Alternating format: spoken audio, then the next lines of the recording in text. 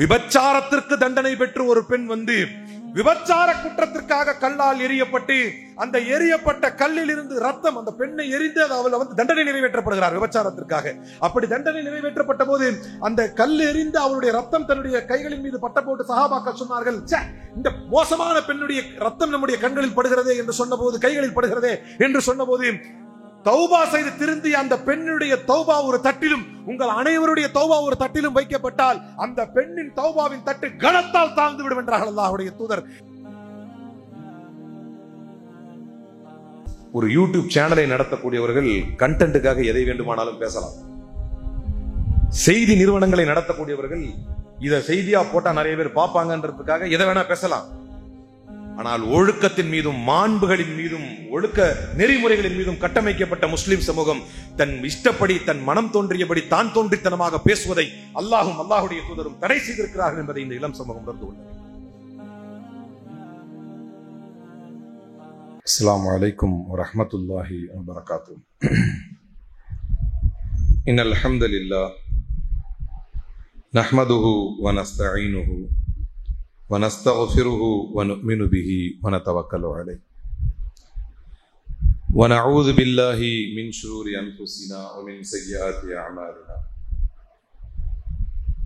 من يهده الله فلا مضل له ومن يضلله فلا هادي له ونشهد أن لا إله إلا الله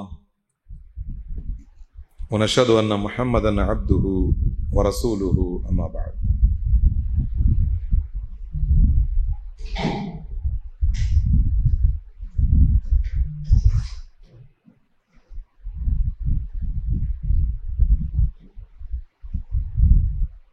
قال تعالى في القرآن الكريم أعوذ بالله من الشيطان الرجيم يا أيها الناس اتقوا ربكم الذي خلقكم من نفس واحدة وخلق منها زوجها وبث منهما رجالا كثيرا ونساء واتقوا الله الذي تساءلون به والأرحام إن الله كان عليكم رقيبا. قال نبينا صلى الله عليه وسلم إن أصدق الحديث كتاب الله وخير الهدي هدي محمد صلى الله عليه وسلم شر الأمور محدثاتها كل محدثة بدعة وكل بدعة ضلالة وكل ضلالة في النار.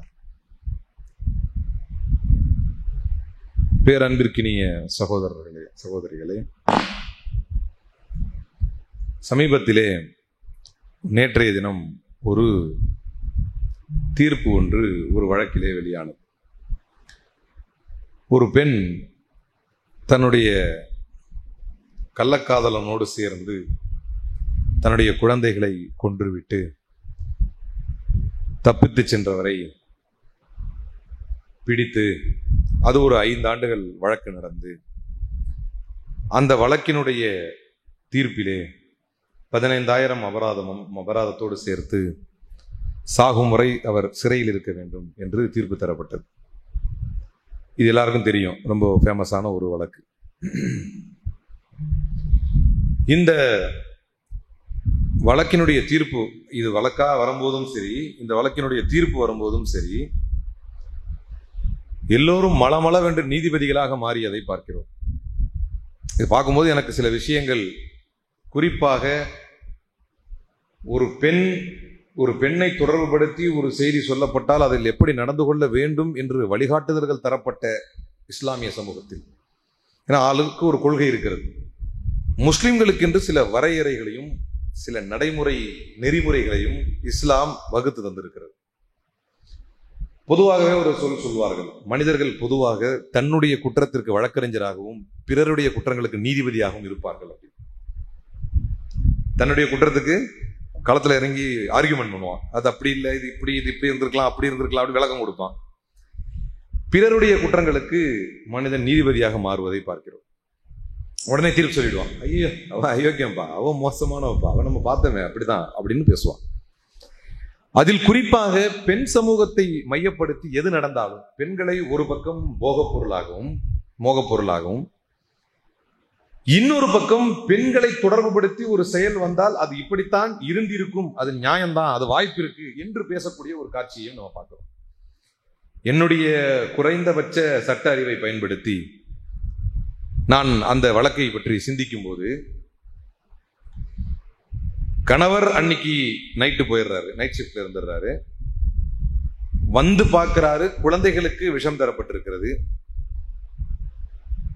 அதுக்கப்புறம் இவங்களுடைய செல்போன் இதெல்லாமே அவங்களுடைய நம்பர் யார்கிட்ட நிறைய பேசியிருக்காங்கன்னு ட்ராக் பண்ணி அவங்கள பிடிக்கிறாங்க. இதில் பல சந்தேகங்கள் உள்ளபடி எழுகிறது. நிறைய சந்தேகம் வெவ்வேறு கோணங்களில் ஒருத்தருக்கு ஒரு பெர்ஸ்பெக்டிவ் இருக்கு மாதிரி பல கோணங்கள் எழுகிறது. ஆனால் விஷயம் இன்னைக்கு 5 ஆண்டுகள் கழித்து இது ஒரு சென்சேஷனா மாறி ஒரு அந்த பெண் தான் குற்றவாளி என்று தீர்ப்பு வருகிறது. அவருக்கு மேல்முறையீடுக்கான வாய்ப்புகள்லாம் இருக்கு. நான் இந்த புனிதமான மேடையை பயன்படுத்தி சொல்ல வரக்கூடிய செய்தி என்ன என்று சொன்னால், சமூக வலைதளங்களிலே இயங்கக்கூடியவர்கள், அல்லாஹ் ரசூலை ஏற்றுக்கொண்டு இருப்பவர்கள், இயங்கக்கூடியவர்கள் ஒரு செய்தி வந்தவுடன், அதிலும் குறிப்பாக ஒரு பெண்ணை தொடர்புபடுத்தி ஒரு செய்தி வந்தவுடன் எப்படி நடந்து கொள்ள வேண்டும் என்பதை இஸ்லாம் நமக்கு தெளிவாகவே வலியுறுத்தி இருக்கிறது. அல்லதீன யர்மூனல் முஹ்ஸனாத் சும்மலம் யஅது பி அர்பஅத்தி ஷுஹதா ஃபஜ்லிதுஹும் 80 ஜில்தா என்று திருமறை சொல்கிறது. ரொம்ப அழகான இஸ்லாத்தினுடைய சட்டத்திட்டங்கள் இவைகள் எல்லாம். நபிகள் நாயகம் ஸல்லல்லாஹு அலைஹி வஸல்லம் காலத்திலேயே இந்த வசனம் இறங்குது. என்ன கதை அப்படின்னா, யார் ஒருவர் ஒரு திருமணமான பெண்ணின் மீது, அவளுடைய கற்பின் மீது குற்றம் சுமத்துகிறாரோ அவர் என்ன செய்யணும் அப்படின்னா 4 சாட்சிகளை கொண்டு வர வேண்டும். எப்படிப்பட்ட 4 சாட்சிகளை கொண்டு வர வேண்டும் என்று சொன்னால், நீங்கள் அவருடைய கற்பின் மீது என்ன குற்றச்சாட்டை சொல்கிறீர்களோ, அதாவது அவர் விபச்சாரம் செய்தார் என்று குற்றச்சாட்டை சொல்கிறீர்கள் என்றால், அவர் அந்த பாலியல் உறவில் ஈடுபட்டு கொண்டிருக்கும் நிலையில் அதை பார்த்த 4 சாட்சி இருக்கணும். வலதீன யர்மூனல் முஹ்ஸனாத், திருமணமான ஒரு பெண்ணினுடைய கற்பின் மீது ஒருவர் குறை சொல்கிறார், குற்றம் சொல்கிறார் என்று சொன்னால், அந்த கற்புக்கு எதிராக அவர் செயல்பட்ட அந்த ஒழுங்கின செயலை கண்ணுக்கு முன்னால பார்த்த 4 சாட்சிகளோடு சொல்லணும். அப்படி இல்லைன்னா என்ன ஆகும்? உதாரணத்துக்கு வச்சுக்கணும், 3 பேர் பார்த்தாங்க, பார்த்தது 3 பேர் கண்ணால பார்த்தாங்க, 3 பேர் கண்ணால பார்த்தாங்க. இது இஸ்லாத்தினுடைய விதி. 3 பேர் கண்ணால பார்த்தாங்க. நாங்க 3 பேர் பார்த்தோங்க, இன்னொரு ஆளை எடுத்துட்டு வர முடியல, ஆனா நாங்க 3 பேர் பார்த்தது உண்மைன்னா இஸ்லாத்துடைய சட்டம் என்ன சொல்லுது தெரியுமா? 3 பேர் பார்த்தான். 3 பேரு ஒரு திருமணமான பெண், நான் பிராக்டிகலாவே பேசுறேன், ஒரு திருமணமான பெண் ஒரு தவறான உறவில் இருந்ததை 3 பேர் கண் கொண்டு பார்க்கிறான். பார்த்துட்டு ஒரு சபையில அதை சொல்றான். 4 சாட்சி இஸ்லாம் கேட்குது, வாஸ்தவம் தான், ஆனா நாங்க 3 பேர் தான் அதை பார்த்தோம், 3 பேர் பார்த்தது உண்மை, எங்க கண்ணால பார்த்தோம் அப்படின்னு சொல்றான்னா, அவனுக்கு இஸ்லாம் சொல்லக்கூடிய முடிவு தீர்வு என்னவென்றால், அந்த 3 பேரையும் 80 கசையடிகளை அடிக்க சொல்கிறது இஸ்லாம். கண்ணால் கண்ட 4 சாட்சிகள் இல்லாமல் ஒரு பெண்ணினுடைய கற்பின் மீது குறை சொல்வதை இஸ்லாம் ஏற்கவில்லை. இதேன்னா இஸ்லாம் உலகம் அழியும் வரை உள்ள மக்களுக்கான மார்க்கம். எப்படியெல்லாம் காலங்கள் மாறும், எப்படியெல்லாம் சூழல்கள் மாறும் என்பதை இன்னைக்கு நீங்க கான்டெம்பரரி வேர்ல்டோட தான் நம்ம கம்பேர் பண்ணி சொல்ல முடியும். அதுதான் இந்த வழக்கை எடுத்துட்டு நான் சொல்றேன். இந்த வழக்கு ஆரம்பித்த காலகட்டத்தில் ஒரு கால் அப்படியே தலைகையில வச்சு பாருங்க, ஒரு கால் அந்த பெண் குற்றவாளியாக இல்லாமல் இருந்திருந்தால், சாத்தியம் இல்லாமல் இருக்கா? எவ்வளவு பேர் எப்படி எப்படி நாடகம்லாம் ஆடி இருக்கிறாங்க. ஏன் அவங்களுடைய கணவர் கூட அதை கொலை செய்திருக்கலாம். நான் இது ஒரு வாதத்துக்காக இதை சொல்றேன். அப்படி ஒரு கோணத்திற்கு செல்ல விடாமல், ஒரு சமூகமே ஒரு பெண்ணை தொடர்பு படுத்தி ஒரு செய்தி வந்து விட்டால் உடனடியாக குவிந்து, ஆம் அந்த பெண் அதை செய்திருப்பாள், அதை செய்திருப்பாள், அதை செய்திருப்பாள்னு எல்லாரும் தரக்கூடிய ஒரு அழுத்தம், அந்த அழுத்தம் வழக்கிற்கான அழுத்தமாக மாறுகிறது. இதையெல்லாம் இஸ்லாம் உணர்ந்ததனால் தான் 1430 ஆண்டுகளுக்கு முன்பாகவே தெளிவாக சட்டங்களை வரையறுத்தது. ஏன்னா ஒரு குர்ஆன் ஆயத்துக்கு 1000 காரணங்கள் இருக்கு. உங்களுடைய கடமை என்ன? இன்னைக்கு மறுமை நெருங்கும் பொழுது நபி ஸல்லல்லாஹு அலைஹி வஸல்லம் நிறைய உதாரணங்களை சொன்னாங்க. Minor signs of day of judgement. மறுமை நெருங்கும் பொழுது இந்த சின்ன சின்ன அத்தாட்சிகள்லாம் நடக்கும். அதெல்லாம் என்ன அப்படின்னா, பெண் அதிகமாக ஓரின சேர்க்கையில் மக்கள் ஈடுபடுவார்கள். ஆணுக்கு ஆண், பெண் நடந்துகிட்டு இருக்கு, LGBTQ இதெல்லாம் நடக்குது. இப்படிலாம் நிறைய சொல்லிக்கிட்டு அதுல முக்கியமானது என்ன அப்படின்னா, அப்துல்லா பின் மசூத் ரலியல்லாஹு அன்ஹு அவர்கள் அறிவிப்பதாக ஒரு செய்தி, நீளமான செய்தியில ஒரு செய்தி என்னன்னா, இந்த சமூகத்தில் விமர்சகர்கள் அதிகமாவார்கள். விமர்சகர்கள் எப்படி அதிகமாவாங்க நம்ம யோசிச்சு பார்க்கணும்ல. ஒரு கொஸ்டின் வரும், விமர்சனம் பண்றவங்க இந்த சமுதாயத்தில் அதிகமாவாங்க. கிரிட்டிக்ஸ். ஒரு காலகட்டத்தில் விமர்சகர்களுக்குன்னு ஒரு தகுதி இருந்துச்சு. சச்சின் டெண்டுல்கர் விளையாடுறாரு அப்படின்னா அவரை ஒரு ஹர்ஷா போகலை விமர்சிப்பாரு, ஒரு ரவி சாஸ்திரி விமர்சிப்பாரு. அவங்களாம் அந்த துறையில இருந்தவங்க பண்ணுவாங்க. ஆனா இன்னைக்கு விமர்சனம் எப்படி ஆயிடுச்சு? இன்னைக்கு விமர்சகர்களுடைய அடிப்படை தகுதி என்ன? இன்னைக்கு வந்து ஒருத்தர் விமர்சகரா மாறணும் அப்படின்னா அவருடைய அடிப்படை தகுதி, அவர்கிட்ட ஒரு ஐடி பாஸ்வேர்டு இருந்தா அவர் வந்து ஒரு விமர்சகர். உடனே ஒரு கருத்து போட்டுருவார், இது இப்படி அது அப்படின்னு. இதில் 2 சமூக தீமையை பார்க்கிறோம். ஒன்று, ஒருவரோடு உங்களுக்கு நேரடி தொடர்பு இருந்தாலும், நேரடி தொடர்பு இருக்கும், இல்லைன்னா நீங்க போய் கருத்து சொல்றதுக்கு அவர்கிட்ட தொலைபேசியில் அழைத்து சொல்லலாம், இல்லைன்னா அவர்கிட்ட இன்பாக்ஸ் ஒன்று இருக்கும், அதுல சொல்லலாம். ஆனால் தன்னை ஒரு பெரிய ஞானி போலவும் தன்னை ஒரு பெரிய அறிஞர் போலவும் காட்டிக்கொள்வதற்கு நேரடியாக அவருடைய கமெண்ட் பாக்ஸ்ல போயிட்டு அவர்களை இழிவுபடுத்தி விமர்சனம் செய்வதை பார்க்கிறோம். இதையெல்லாம் உணர்ந்த அல்லாஹ்வுடைய தூதர், நாளைக்கு ஒரு காலம் வரும், இப்படி எல்லாம் ஒரு டெக்னாலஜி மாறும் என்பதை உணர்ந்த இஸ்லாம் சொன்னது, மறுமை நெருங்கும் பொழுது இந்த சமூகத்தில் விமர்சகர்கள் அதிகமாவார்கள். காரணம் என்னவென்று சொன்னால், நான் ஏற்கனவே சொன்னதை போல தன் குற்றத்திற்கு வழக்கறிஞர்களாக செயல்படக்கூடியவர்கள் பிறர் குற்றங்களுக்கு நீதிபதிகளாக செயல்படுவார்கள். இதை இஸ்லாம் உணர்ந்த காரணத்தினால் இன்னைக்கு பெண்களுடைய ஒவ்வொரு நகர்வும் பெரிய சிக்கலாகுது. பெண்கள் தற்கொலைக்கு உள்ளாகிறார்கள், பெண்களுடைய மானம் கேலி கூத்தாக்கப்படுகிறது. Their honor is in jeopardy. அவர்களுடைய கண்ணியம் தான் அந்தரத்துல தொங்குது. பெண்களுடைய கண்ணியம் தான். இன்னைக்கு பெண்களுடைய உரிமை போராடி நிறைய பேர் பேசுறாங்க. ஆனால் இன்றைக்கு ஒரு பெண்ணை தொடர்புபடுத்தி பேசினா அது இலகுவான செய்தியா மாறி. அப்ப இன்னைக்கு ஒரு வழக்கை படிக்கும் பொழுது நமக்கு தெளிவா தெரியுது, இந்த வழக்கில் எந்த கோணமும் எடுத்திருக்க முடியும், ஆனால் எல்லோரும் சேர்ந்து ஒரு அழுத்தத்தை தருகிறார்கள். எல்லாம் முதல்ல முடிவு பண்றாங்க. அப்ப எல்லா கதையும் விட்டுருவோம். ஒரு முஸ்லிமுக்கு இஸ்லாம் என்ன வரையறையை சொல்லி தருகிறது? ஏதாவது கட்டாயம் இருக்கா? இந்த வழக்கில் தங்களுடைய முழு கருத்து லைனா பாக்குறோம். அசிங்கமாக ஆபாசமாக அந்த பெண்ணை திட்டுறான். இவன் ஏதாவது ஒரு இடத்தில் திட்டுவதற்கான அடிப்படை ஒழுக்கம் படைத்தவனாக இருந்திருப்பானா அப்படிங்கிற கேள்விக்கு ஒரு பதில் வேண்டும். இரண்டாவது, இந்த வழக்கை பற்றி முழுமையான தன்மை அவனுக்கு தெரிந்திருக்குமா என்பதற்கு பதில் வேண்டும். அதுவும் கிடையாது. அப்ப நபிகள் நாயகம் ஸல்லல்லாஹு அலைஹி வஸல்லம் சொன்னாங்க, மறுமை நெருங்கும் பொழுது விமர்சகர்கள் அதிகமாவார்கள். இதத்தான் வந்து அபூபக்கர் ரலியல்லாஹு காலத்தை நம்ம நபி ஸல்லல்லாஹு அலைஹி வஸல்லம் காலத்தையோடு இன்னைக்கு காலத்தை ஒப்பிட்டு பார்த்தா நம்ம ஈஸியா விளங்கிக்கலாம். எப்படி விளங்கிக்கலாம் அப்படின்னா, ஹன்லலா ரலியல்லாஹு அன்ஹு நம்ம எல்லாருக்கும் கேள்விப்பட்ட ஒரு ஃபேமஸான சம்பவம். ஹன்லலா ரலியல்லாஹு அன்ஹு வந்து எவ்வளவு பேர்பட்ட சஹாபி அப்படின்னா, தான் புதிதாக திருமணம் முடித்த கையோடு உறவு இருந்து ஜிஹாதுக்கான அழைப்பு தரப்பட்டு கிளம்பி போறாரு. போகும்போது மனைவி கூப்பிடுறாங்க, ஆசையா ஜிஹாதுக்கு போறாரு, இப்போ எத்தனை நாள் ஆகுமோ வரமோ, இன்னொரு முறை வாங்க அப்படின்னு சொல்லி கூப்பிடுறாங்க. உறவு இருந்து விட்டு குளிக்காத நிலையிலேயே போருக்கான உக்கிர அழைப்பு தரப்படுகிறது. போயிடுறார். போயிட்டா களத்திலேயே குளிக்காத நிலையில் ஷஹீதாகிறார். அவருடைய உடல்களில் இருந்து அவருடைய உடல் மேல வந்து தண்ணீர் சுட்டது. நபி ஸல்லல்லாஹு அலைஹி வஸல்லம் சொன்னார்கள், ஹன்லலாவை வானவர்கள் குளிப்பாட்டி கொண்டிருக்கிறார்கள் என்று சொன்னார்கள் நபி ஸல்லல்லாஹு அலைஹி வஸல்லம்.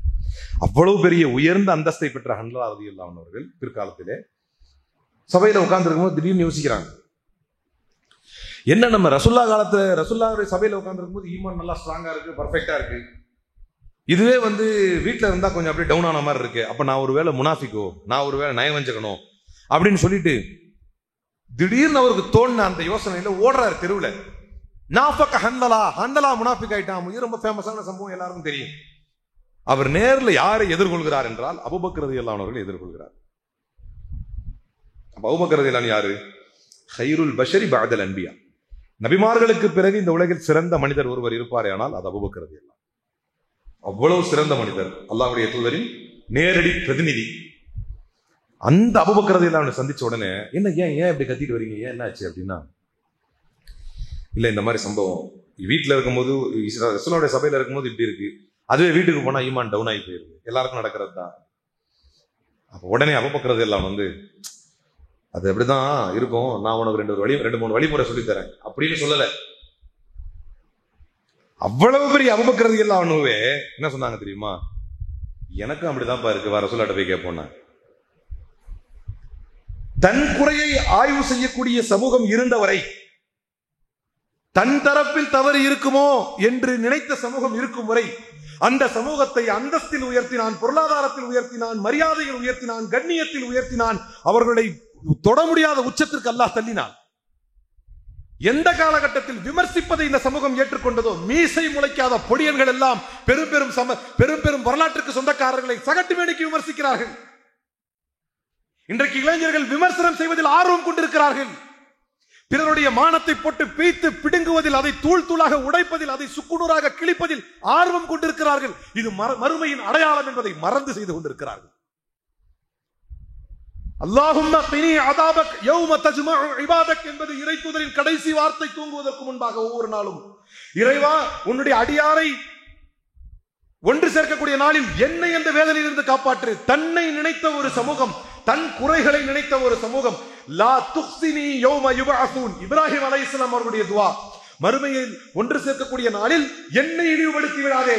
தன்னை, தன்னுடைய தவறை, தான் எங்கு தவற விடுகிறோம் என்பதை நினைக்கும் காலம் வரை அந்த சமூகம் உயர்விலே நின்றது.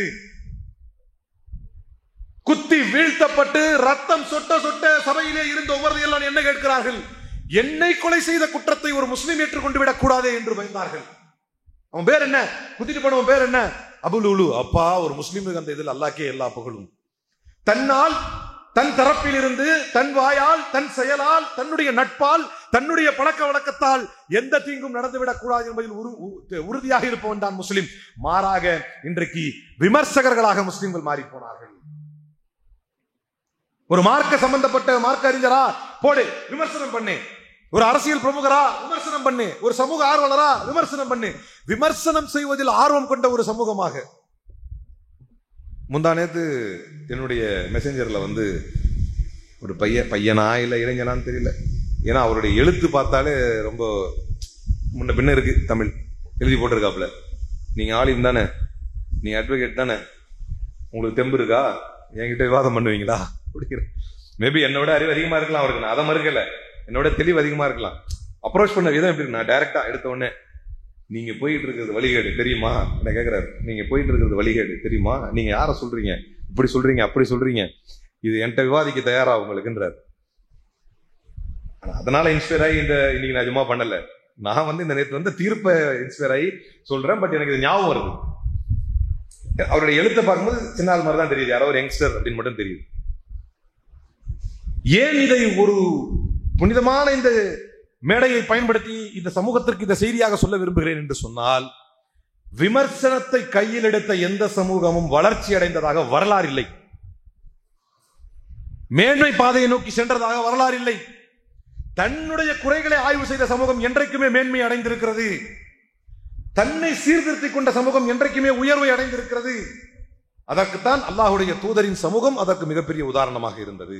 அல்லாஹுடைய தூதர் அதற்கு மிகப்பெரிய உதாரணமாக இருந்தார்கள். இப்ராஹிம் அலைஹிஸ்ஸலாம் அதற்கு மிகப்பெரிய உதாரணமாக இருந்தார்கள். கடைசி காலகட்டம் வரை தனக்கு என்ன நேர்ந்து விடுமோ, ஒரு சிறிதளவு காற்று வேகமாக அடித்தால் கூட அல்லாஹ்வுடைய தூதர் ஸல்லல்லாஹு அலைஹி வஸல்லம் பள்ளிவாசலுக்கு ஓடி வந்துட்டு என்ன கேட்பாங்க? இத்தனைக்கு அல்லாஹ்வுடைய உத்தரவாதம் இருக்குது. என்ன உத்தரவாதம் இருக்குது?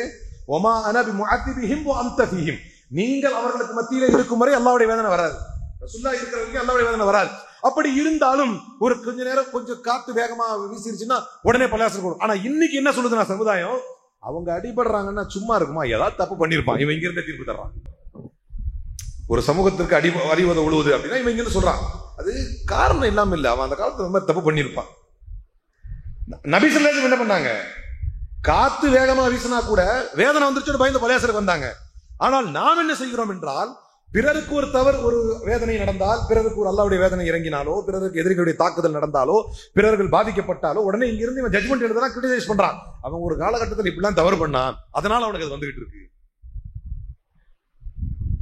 அப்ப தன்னுடைய குறைகளை பார்க்க வேண்டிய ஒரு சமூகம். இந்த குறிப்பிட்ட வழக்கில் நான் பார்த்த விஷயம் என்ன அப்படின்னா, வழக்கிலே பல்வேறு கோணங்கள் இருக்கும்.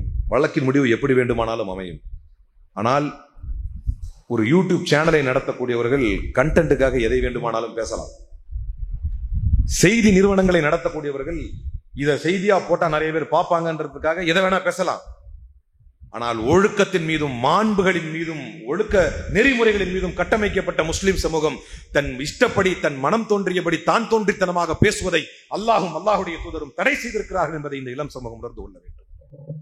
இளம் சமூகம் சொல்றதுக்கு காரணம், இன்னைக்கு இந்த சோசியல் மீடியாலையும் இந்த கருத்து தெரிவிப்பதிலும் முன்னணியில் நிற்பது அதுதான். சில நேரங்களில் வயசான ஆட்களும் பயங்கரமா பண்றாங்க, அது வேற விஷயம்.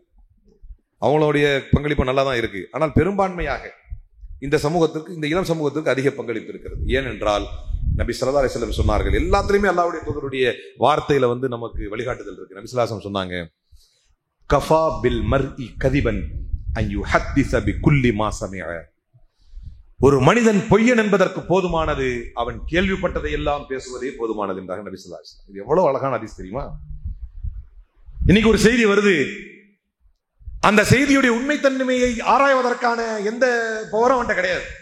ஒரு முஸ்லீம் இருக்கான், அந்த செய்தியை உண்மைத்தன்மை அவனால் ஆராய முடியுமா? முடியாது. இந்த வழக்கே வச்சுக்கீங்களேன், இந்த பெண்ணுக்கு நேற்று தீர்ப்பு வந்துச்சு, அது என்ன நடந்துச்சு அப்படின்னு ஆய்வு செய்யற அதிகாரம் மட்டும் இருக்கா? இல்ல. அட்லீஸ்ட் எதையாவது ஒரு கூகுள்லயாவது போய் சர்ச் பண்ணி இந்த செய்தி என்னவா சொல்லுது, இது எந்தெந்த கோணங்கள்லாம் இந்த செய்தி இருக்கு, ஏதாவது இவனுக்கு தெரியுமா? தெரியாது. ஆனால் நான் கேள்விப்பட்டவரை அந்த பெண் சிறையில் அடைக்கப்பட்டதற்கு பின்னால் நிறைய பாலியல் துன்புறுத்தலுக்கு உள்ளாக்கப்பட்டிருக்கிறார். அங்க உள்ள சிறை அதிகாரிகளால் நாம கேள்விப்பட்ட செய்தி வரைக்கும். அப்ப இது இந்த பக்கமும் உள்ள செய்தி அல்ல, அந்த பக்கமும் உள்ள செய்தி அல்ல. நான் யாருக்கும் ஆதரவாகவும் எதிராகவும் சொல்லல. ஆனால் நம்முடைய கடமை என்ன? அப்போ ஒரு ஒழுக்கத்தின் மீது கட்டமைக்கப்பட்ட, மாண்புகள் மீது கட்டமைக்கப்பட்ட மார்க்கத்தில் பிறந்த முஸ்லிம்கள் இஷ்டமேனிக்கு தங்களுடைய கருத்தை தெரிவிப்பதை இஸ்லாம் ஏற்கவில்லை. இது எந்த அளவிற்கு என்று சொன்னால் முதலாக இந்த வசனம் இறங்குகிறது. நான் ஆரம்பத்தை சொன்னேன்ல, வல்லதீன யர்மூனல் முஹ்ஸனாத் தும்மலம் யஅது பிஅர்பஅத்தி ஷுஹதா, யார் திருமணமான பெண்களின் மீது அவர்களுடைய கற்பின் மீது குற்றம் சுமத்துகிறார்களோ, அதற்கு பின்னால் அவர்களால் 4 சாட்சிகளை கொண்டு வர முடியவில்லையோ, அப்படி கொண்டு வர முடியாதவர்கள், அது 3 பேரா இருந்தாலும் அவங்களுக்கு என்ன தண்டனை? 3 பேர் கண்ணால பார்த்திருந்தாலும் அவர்களுக்கு 80 கசையடி என்கிறது இஸ்லாம். இது ரசூலுல்லாஹ்வுடைய சபையில நடக்குது. நல்லா கேளுங்க, இது ரசூலுல்லாஹ்வுடைய சபையில நடக்குது. நடக்கும்போது அங்க சாத் இப்னு முஆத் ரலியல்லாஹு அன்ஹு இருக்கிறாங்க. அவங்க ரசூலுல்லாஹ் காலத்துல பிஸ்லாசம் வர்றதுக்கு முன்னால மதீனால பெரிய லீடர், அவங்க ஒரு முக்கியமான தலைவர் அங்க. அப்ப அவர் என்ன பண்றாரு, தன்னுடைய வாளை உருவி சொல்றாரு, என்ன யா ரசூலுல்லாஹ், என் மனைவி ஒரு கால் இன்னொருவனோடு இந்த மாதிரி தவறு செஞ்சிட்டு இருக்கிறத நான் பார்த்து அவ கழுத்தை இந்த வாள் கொண்டு வீசாம உங்களுக்கு 4 சாட்சியை கொண்டு வந்துட்டு இருப்பனா, இது எப்படி சாத்தியம் அப்படின்னு கேட்கிறாரு. புரியுதா? இந்த ஆயத்து அது என்ன, பெண்களை 4 சாட்சி இல்லைன்னா சொல்லக்கூடாதுங்கிறீங்க? அப்ப சொல்றாரு, ஆனா கயூருன் அப்படிங்கிறார், எனக்கு ரொம்ப ரோஷம் வரும் அப்படிங்கிறார். அப்ப அல்லாஹ்வுடைய ஸல்லல்லாஹு சொன்னாங்க, ஆனா கயூரும் மின்க வல்லாஹு அகயூரும் மின்னி அப்படின்னாங்க. நான் உன்னை விட ரோஷக்காரன், அல்லாஹ் என்னை விட ரோஷக்காரன் அப்படின்னாங்க. அதுக்கப்புறம் தான் மனைவிக்கு வேறு சட்டத்தை அல்லாஹ் இறக்கிறார். இது சாதாரண பெண்களுக்கு இந்த சட்டம். ஆக மொத்த பெண்களுக்கு இஸ்லாம் எவ்வளவு முக்கியத்துவம் கொடுத்தது நம்ம கவனிக்கணும். இதுவே மனைவிக்கு இது என்றால், மனைவிக்கு என்ன சட்டம் என்று சொன்னால், மனைவியை அப்படி ஒருவன் தவறாக பார்த்தால் கூட, இன்னைக்கு கொன்றதுக்கான அதிகாரம் மனுஷனுக்கு இருக்கானா? இல்ல. மனைவியையே தகாத முறையில் இருப்பதாக ஒருவன் பார்த்துட்டா நீங்க கொண்டுறான்ல, கழுத்தை வெட்டிட்டேன், அறுத்துட்டேன் அப்படின்னு சொல்றான்ல, அப்படி கொள்வதற்கான அதிகாரம் இஸ்லாத்தில் தரப்பட்டிருக்கிறா. அப்படி கொண்டுட்டு அல்லாஹ் ஏத்துக்குவானா? ஒருபோதும் கிடையாது. அவனுக்கு கொலை செய்த குற்றவாளியாக மறுமையில் வந்து நிற்பான், அவனுக்கு நரகம்தான். அப்ப என்ன செய்யணும்? மனைவியையே ஒருவன் பார்த்தால் லியான் என்கின்ற அல்லாஹ்வுடைய சாபத்தை வேண்டிக் கொண்டு இருவரும் விவாகரத்து செய்து கொள்ள வேண்டும் என்று சொல்கிறது இஸ்லாம். நான் பார்த்தது உண்மை, பொய்யா இருந்தா அல்லாஹ்வுடைய சாபம் என் மேல உண்டாகட்டும், உண்மையா இருந்தா ஓ மேல அல்லாஹ்வுடைய சாபம் உண்டாகட்டும் என்று கணவனும் அதையே மனைவியும் கேட்க வேண்டும். 5 முறை, 4 முறை இப்படி, 1 முறை அப்படி அப்படின்னு 5 முறை அல்லாஹ்வுடைய சாபத்தை கேட்டுக்கிட்டு 2 பேரும் பிரிஞ்சு போயிடணும். உண்மையிலேயே அந்த பெண் தவறு செய்திருந்தால் அதை பார்க்கும் பொறுப்பை அல்லாஹ் ஏற்கிறான்னு சொல்ற அளவுக்கு ஒரு பெண்ணுடைய கற்பின் மீதும் ஒழுக்கத்தின் மீதும் பேசுவதை முஸ்லிம் சமூகம் இவ்வளவு கவனமாக இருக்க வேண்டும் என்று சொல்லப்பட்ட மார்க்கம் இந்த மார்க்கம். காரணம் என்ன? பிற்காலங்களில் காலம் வரும், சோசியல் மீடியாக்கள் வரும், பேஸ்புக் வரும், வாட்ஸ்அப் வரும், ட்விட்டர் வரும், இன்ஸ்டாகிராம் வரும், த்ரெட் வரும், டிக்டாக் வரும், எல்லாம் வரும். அல்லாஹ்வுக்கும் அல்லாஹ்வுடைய தூதர் சொன்ன இந்த மார்க்கத்திற்கும் தெரியும் அந்த காலகட்டங்களில் பெண்களின் கண்ணியங்கள் சூறையாடப்படும் என்பது தெரியும். அந்த காலகட்டங்களில் பெண்களை இங்கிருந்தே அவர்களை விபச்சாரிகளின் பட்டத்தை மக்கள் ஆண்கள் சுமத்துவார்கள் என்பது இஸ்லாத்துக்கு தெரியும். அதனால் தான் இஸ்லாம் இவ்வளவு அழகாக வழிமுறைகளை தந்தது. அதை பின்பற்றி வாழக்கூடிய நன்மக்களாக உங்களை குறிப்பாக பேசி என்னை ரப்பல் ஆலமீன் ஆக்கியவர்கள் புரிவார்கள் என்று கூறிய ஜும்மாவின் முதல் உரையை நிறைவு செய்கிறேன். அன்பிற்கினிய நல்லடியார்களே, இந்த மார்க்கத்தின் ஒவ்வொரு நுணுக்கமான சட்டத்திட்டங்களில் இந்த சமூகத்திற்கு உயிரூட்டம் இருக்கிறது, உலகத்திற்கே தீர்வு இருக்கிறது. இந்த உலகத்தில் ஏற்படக்கூடிய எத்தனையோ பிரச்சனைகளுக்கு மிகப்பெரிய தீர்வை இந்த மார்க்கம் சொல்லி காட்டுகிறது. அதனால்தான் இன்றைக்கு நடக்கக்கூடிய அதிகமான விவாகரத்துகள், அதிகமான கொலைகள், அதிகமான கற்பழிப்புகள், அதிகமான கற்பழிப்பு கொலைகள். நாட்டின் தலைநகரத்திலே நிர்பயா என்கின்ற மருத்துவ மாணவி கொலை செய்யப்படுகிறாள், கொடூரமாக கற்பழிக்கப்பட்டு கொலை செய்யப்படுகிறார். வெஸ்ட் பெங்காலிலே ஒரு மருத்துவ மாணவி, மருத்துவமனை கேஆர்ஜி அப்படிங்கிற ஒரு மருத்துவமனை, அந்த மருத்துவமனையிலேயே ஒரு இன்டர்ன்ஷிப் மாணவி கொலை செய்யப்படுகிறார். ஹத்ராஸிலே ஒரு பெண் கொடூரமாக கற்பழித்து சாதிய காரணமாக கொலை செய்யப்படுகிறார். உண்ணாவிலே ஒரு பெண் கற்பழித்து கொலை செய்யப்படுகிறார். இங்கே அண்ணா யூனிவர்சிட்டியிலே ஒரு மாணவி மானபங்கம் செய்யப்படுகிறார். இதற்கெல்லாம் காரணம் என்ன அப்படின்னு சொன்னா, ஒரு பக்கம் பெண் உரிமை என்று பேசக்கூடிய மூடர்கள் பெண்களை மோகப் பொருளாக மாற்றுவதையே உரிமை என்று மடத்தனமாக பேசுகிறார். இதற்கும் இஸ்லாம் 1430 ஆண்டுகளுக்கு முன்பாகவே தீர்வை சொன்னது. எது உரிமை, எது முறைமை என்பதை வித்தியாசப்படுத்தியது. அதே போல ஆண்களுக்கு ஒரு வரையறையற்ற சுதந்திரத்தை இந்த சமூகம் தந்துவிட்டது. எதை வேணாலும் ஒரு பெண்ணை பத்தி எழுதலாம். உதாரணத்திற்கு அது ஆங்கிலத்தின் வசவாக இருந்தாலும் சரி, தமிழிலே பேசக்கூடிய திட்டாக இருந்தாலும் சரி, எந்த ஒரு ஆணையும் அவன் முறை தவறியவன் என்று தொடர்புபடுத்தி அந்த புள்ள அப்படின்னு அவன் சொல்ல மாட்டான். அவன் அதுக்கு பிறந்த புள்ளன்னு சொல்ல மாட்டான். மாறாக தாயுடைய கற்பைத்தான் குறை சொல்லுவான். இப்படியே ஒரு வழிமுறையை உலகம் பூரா, அது இங்கிலீஷா இருந்தாலும் சரி, தமிழா இருந்தாலும் சரி, உலகம் பூரா இப்படியே பழகி வைத்திருக்கிறார். ஆனால் இன்றைக்கு நாகரிக சமூகம் அதை ஏற்கிறது. மாறாக இஸ்லாம் எல்லா காலகட்டத்திலும் ஒரு மனிதன் வந்து கேட்கிறார், இந்த உலகில் நான் யாருக்கு அதிகம் கடமைப்பட்டிருக்கிறேன் என்று கேட்டபோது அல்லாஹுடைய தூதர் ஸல்லல்லாஹு அலைஹி வஸல்லம் சொன்னார்கள், உம்முக, உன்னுடைய தாய்க்கு என்றார்கள். மீண்டும் கேட்டார், நான் யாருக்கு கடமைப்பட்டிருக்கிறேன் என்றார். உன்னுடைய தாய்க்கு என்றார்கள். மீண்டும் கேட்டார், நான் யாருக்கு கடமைப்பட்டிருக்கிறேன் என்று. உன்னுடைய தாய்க்கு என்றார்கள் அல்லாஹுடைய தூதர் ஸல்லல்லாஹு அலைஹி வஸல்லம். 4வதாக கேட்டார், அதுக்கு அடுத்து நான் யாருக்கு கடமைப்பட்டிருக்கிறேன்? இப்போது உன் தந்தைக்கு என்றார்கள் அல்லாஹுடைய தூதர். கடமைப்பட்டதிலும் தாய்க்கு முக்கியத்துவம் கொடுத்து பெண்ணையும் பெண்களுடைய கண்ணியத்தையும் தூக்கி பிடித்த மார்க்கம் இஸ்லாம் என்றால் அது மிகையாகாது. ஆண்களும் பெண்களும் சமபாளர்கள் என்று சொன்னாலும் ஒரு ஆண் தான் ஆண்மகன் தான் என்பதை நிரூபித்து திருமணம் செய்ய வேண்டும் என்பதைத்தான் பெண்களுக்கு ஆண்கள் தான் மகர் கொடுத்து திருமணம் முடிக்க வேண்டும். ஒரு ஆண் ஆரம்ப நிலையிலேயே that he has to prove that he is monetarily, economically capable to run the life. ஒரு திருமண வாழ்க்கையை நடத்துவதற்கு தான் பொருளாதார ரீதியாக தகுதியானவன் என்பதை நிரூபித்துத்தான் அவன் திருமணம் முடிக்க வேண்டும் என்பதற்காகத்தான் மகரை கொடுத்தது இஸ்லாம். மகரினும் மகத்துவத்தை பெண்களுக்கு கொடுத்தது. ஒரு பெண்ணின் அனுமதி இல்லாமல் நடக்கும் திருமணத்தை உடனடியாக ரத்து செய்து உத்தரவிடுகிறேன் என்று அல்லாஹ்வுடைய தூதர் ஸல்லல்லாஹு அலைஹி வஸல்லம் அவர்கள் சொன்னார்கள். ஒரு பெண்ணிடத்தில் திருமணத்திற்கான அனுமதியை பெறும் பொழுது அவள் பாக்கீர் என்றால் ஏற்கனவே திருமணமானவளாக இருந்தால் அவள் வாயை திறந்து சம்மதம் இல்லை என்று சொல்ல வேண்டும். அதுவே ஒரு கன்னி பெண்ணாக இருந்தால் அவள் வெட்கப்படக்கூடிய பண்பில் உள்ளவளாக இருப்பாள். எனவே அவள் அமைதியாக மறுத்ததை வெளிப்படையாகவும் ஏற்றுக்கொள்வதற்கு அவள் அமைதியாகவும் இருந்தால் அதுவே அவருடைய சம்மதமாக ஏற்றுக்கொள்ளப்பட வேண்டும் என்று இஸ்லாம் சொன்னது. ஒவ்வொரு காலகட்டத்திலும் பெண்களை மையப்படுத்தி, பெண்களுடைய கண்ணியத்தை மையப்படுத்தி, பெண்களுடைய மகத்துவத்தை மையப்படுத்திய மார்க்கம் இந்த மார்க்கம்.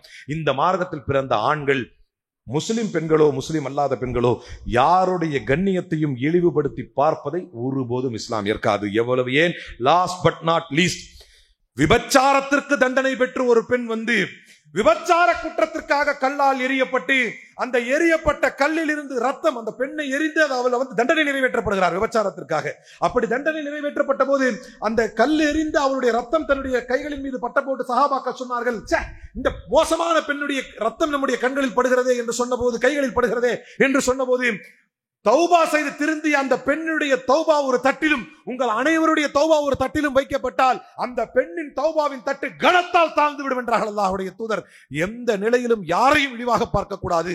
அதிலும் குறிப்பாக ஒரு பெண்ணின் கண்ணியத்தை எந்த சூழ்நிலையிலும் விட்டு கொடுப்பது ஒரு முஸ்லிமுடைய பண்பாக இருக்காது என்பது இஸ்லாம் நமக்கு சொல்லிக் கொடுத்திருக்கக்கூடிய ஒழுக்கம். அந்த வகையிலே பெண்களின் கண்ணியத்தை காக்கக்கூடிய தூய முஸ்லிம் ஆண்களாக, ஒரு சமூகத்து ஆண்களாக உங்களையும் குறிப்பாக பேசி என்னையும் அல்லாஹ் ரப்பல் ஆலமீன் ஆக்கியுள்ள புரிவானாக. அவன் தரக்கூடிய சொர்க்கங்களில் மிக உயர்ந்த சொர்க்கமான ஜன்னத்துல் ஃபிர்தௌஸ் என்கின்ற உயர்ந்த ரக சொர்க்கத்தை கேள்வி கணக்கின்றி அடையக்கூடிய நன்மக்களாக உங்களையும் குறிப்பாக பேசி என்னையும் ரப்பல் ஆலமீன் ஆக்கியுள்ள புரிவானாக. இன்னல்லாஹ யஅமுரு பில் அத்லி வல் இஹ்சான் வ ஈதாஇ தில் குர்பா வ யன்ஹா அனில் ஃபஹ்ஷாஇ வல் முன்கரி வல் பகி யஇதுக்கும் லஅல்லக்கும் ததக்கரூன் உذ்குருல்லாஹ யذ்குருக்கும் வதுஊஹு யஸ்தஜிப் லக்கும் வ லذிக்ருல்லாஹி தஆலா அலா வ அவுலா வ அஸ் வ அஜல் வ அத்தம் வ அக்வா வ அக்பர். அகிமிஸ் ஸலாம்.